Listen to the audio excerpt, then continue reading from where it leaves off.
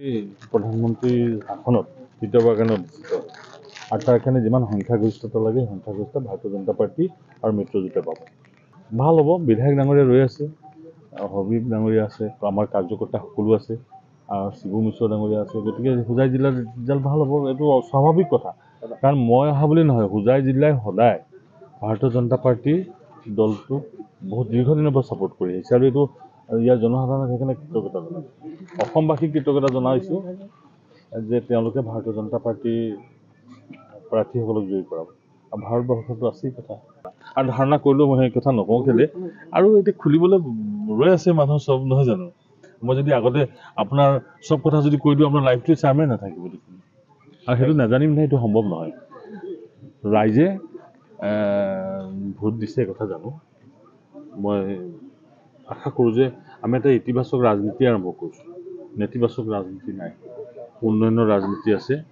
দেশৰ প্ৰধানমন্ত্ৰীয়ে যেনেকৈ উন্নয়নৰ কথা কৈ আছে, অসমৰ মুখ্যমন্ত্ৰীও তেনেকৈ উন্নয়নৰ কথা কৈছে আৰু স্বাভাৱিকভাৱে ৰাইজ লগত আছে। অসমত কেইখনমান পাব বুলি ভাবে?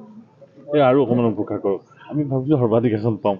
কিন্তু দেশৰ ভালৰ কাৰণে আমি আহিছোঁ, কোনো ক্ষতি কৰিবৰ কাৰণে নহয়। এই কথা ৰাইজে বুজি পাইছে আৰু সেইকাৰণে প্ৰধানমন্ত্ৰী ডাঙৰীয়াক তৃতীয়বাৰৰ কাৰণে প্ৰধানমন্ত্ৰী বনাবৰ কাৰণে, নৰেন্দ্ৰ মোদী ডাঙৰীয়াক তৃতীয়বাৰৰ কাৰণে সেই আসনত অধিষ্ঠিত কৰিবৰ কাৰণে মানুহ নিজে বিচাৰিছে। আপোনালোকে দেখিছে এইবাৰ কেম্পেইন যিটো ধৰণে কেম্পেইন হ'ব লাগে হয়তো সভামতি হৈছে, কিন্তু যিটো ধৰণে কেম্পেইন আমাৰ পলিটিকেল কেম্পেইন যিটো আছে তাতকৈ বহুত সুকীয়া ধৰণে হৈছে আৰু মানুহে মনে মনে ঘৰে ঘৰে সকলো মানুহে নিজে নিজে প্ৰচাৰ আৰম্ভ কৰিছে। এই প্ৰধানমন্ত্ৰীৰ শাসনত তৃতীয়বাৰৰ কাৰণে অধিষ্ঠিত আৰু তাৰ কাৰণে যিমান সংখ্যাগৰিষ্ঠতা লাগে সংখ্যাগৰিষ্ঠ ভাৰতীয় জনতা পাৰ্টি আৰু মিত্ৰজোঁটে পাব। ভাল হ'ব, বিধায়ক ডাঙৰীয়া ৰৈ আছে, হবিব ডাঙৰীয়া আছে, আমাৰ কাৰ্যকৰ্তা সকলো আছে, শিবু মিশ্ৰ ডাঙৰীয়া আছে। গতিকে হোজাই জিলাৰ ৰিজাল্ট ভাল হ'ব, এইটো স্বাভাৱিক কথা।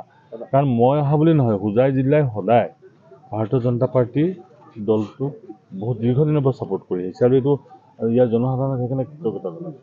অসমবাসীক কৃতজ্ঞতা জনাইছোঁ যে তেওঁলোকে ভাৰতীয় জনতা পাৰ্টীৰ প্ৰাৰ্থীসকলক জয়ী কৰাব।